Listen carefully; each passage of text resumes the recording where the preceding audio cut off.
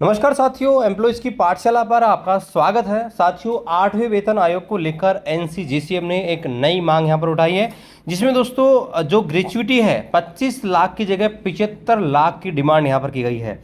तो चलिए इस संपूर्ण जानकारी के लिए मनी सेंट्रल की जो रिपोर्ट है उसको यहां पर देखते हैं। सर, जब भी हम लोग 8वें वेतन आयोग की चर्चा किए हैं तो या तो फिटमेंट फैक्टर को लेकर बात हम लोगों ने की है, या जब भी कहा कि 50% से ऊपर अगर डीए बढ़ जाए तो उसको मर्ज करने की बात की जाए, ओपीएस की बात की है। लेकिन एक नई डिमांड जो है ग्रेच्युटी, फैमिली यूनिट को 3 से 5 कर दिया और तमाम मामले थे सर।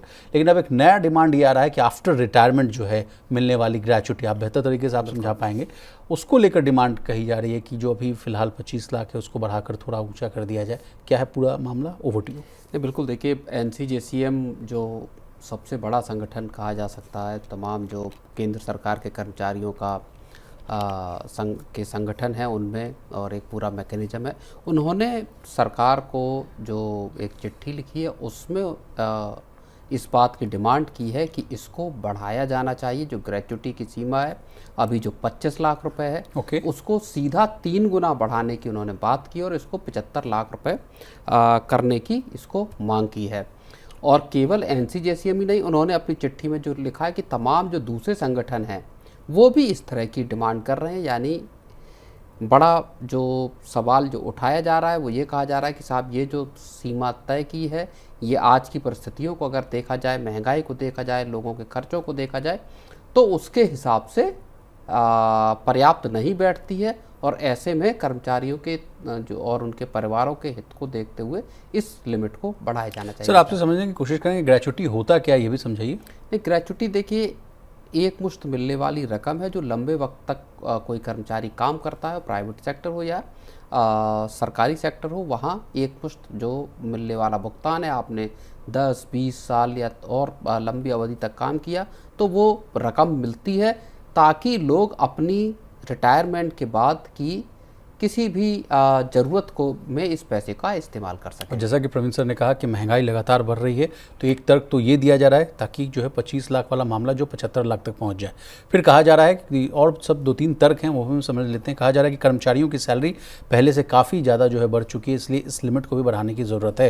रिटायरमेंट के बाद आर्थिक सुरक्षा मजबूत करने की ज़रूरत है, इसलिए भी इसको रेज़ कीजिए। और लंबे समय से जो है ग्रेच्युटी की जो डेडलाइन है उसमें कोई संशोधन नहीं हुआ है, ये भी तर्क दिया जा रहा है। इसलिए जो है इसको 25 लाख से जो है 75 लाख तक किया जाए। सर, इसके अलावा इस चिट्ठी में सर 3.83 फिटमेंट फैक्टर, फिर ये जो है बेसिक सैलरी में बढ़ोतरी, फिटमेंट फैक्टर, महंगाई भत्ता, पेंशन और अन्य जो भत्तों को लेकर भी बात कही गई।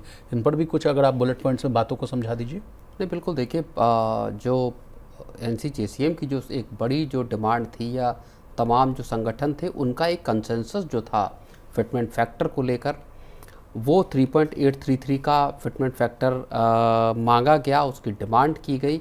और ये कहा गया कि साहब, जो जिसकी सैलरी 18,000 रुपये न्यूनतम सैलरी है, उसको बढ़ाकर सीधा 69,000 रुपये किया जाए।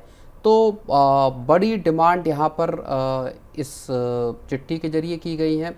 ओपीएस की बहाली की भी बात की है, जैसा हम लोगों ने भी कई बार इस चीज़ को डिस्कस किया। तो कुछ ये महत्वपूर्ण मसले हैं जिनको फिटमेंट फैक्टर से लेकर और आपके ओपीएस की बहाली तक जो बड़े मसले हैं वो ये दिखाई देते हैं। चलिए प्रवीण सर, अब जाते जाते जो है टाइमलाइन पर भी चर्चा कर लेते हैं। लेटेस्ट अपडेट क्या है, कहाँ मीटिंग होगी सर?